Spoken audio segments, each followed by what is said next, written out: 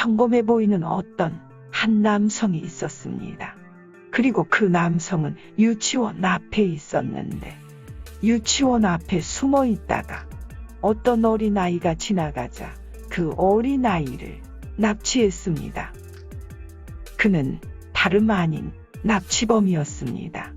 그런데 그 납치범은 아이를 납치한 후에 그 부모에게 협박 전화를 하거나 돈을 요구하지 않았고 그냥 그 어린아이를 유괴하여 아무도 없는 곳에 끌고 가더니 그 어린아이를 죽이고 사지를 찢어 죽이고는 사체를 유기하는 모습이었습니다. 무척 끔찍한 장면이었습니다. 그는 그렇게 잔인한 이 일을 할 사람으로 보이지 않았는데 그렇게 아이를 잔인하게 죽이고는 아무 일 없었다는 듯이 자신이 사랑하는 여성을 만나러 가는 것이었습니다.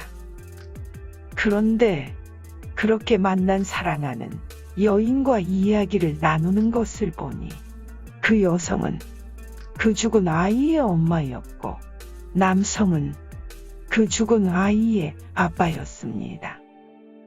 이처럼 부모들은 작당하여 자신들의 아이를 마치 정인이와 같이 죽였고 잘 처리되었는지 서로 이야기를 나누는 것이었습니다. 그리고 하늘에서 큰 음성이 들렸는데 이러한 사람들이 세상에 수도 없이 많다. 라는 음성이었습니다. 그래서 저는 어떻게 세상에 이런 사람들이 다 있고 많을 수 있을까 하고 보았더니 그들은 이처럼 아이가 세상에 태어난 후에 정인이처럼 죽이면 극악무도한 파렴치한 살인범이 되니 아이가 뱃속에 있을 때 미리 죽여야 한다며 낙태를 의논하고 있었습니다.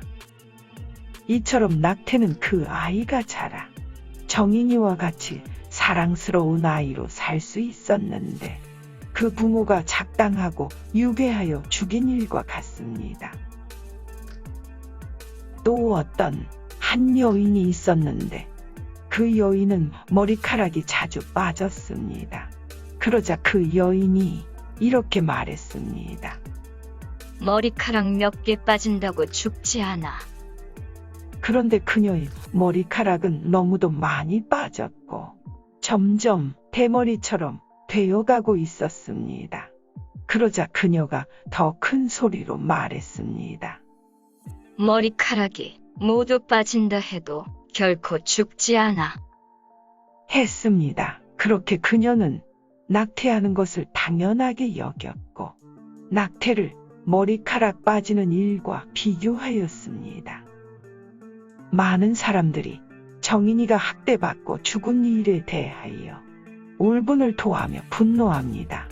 그러나 정작 많은 이들이 뱃속에 있는 정인이와 같은 사랑스러운 아이를 유괴하고 사지를 절단하여 죽이는 낙태에 대하여는 죄로 여기지 않고 관대하며 그 악을 합법화합니다. 하나님께서 낙태한 살인죄를 저지른 자들에 대하여 반드시 생명은 생명으로 갚아주실 것입니다. 그러므로 낙태한 죄를 범한 자들은 그것이 정인이를 죽인 일과 같이 얼마나 극악무도한 큰 죄인지 알고 하나님 앞에 꿇어 엎드려 눈물로 통회하며 크게 회개해야 할 것입니다. 낙태는 살인죄입니다.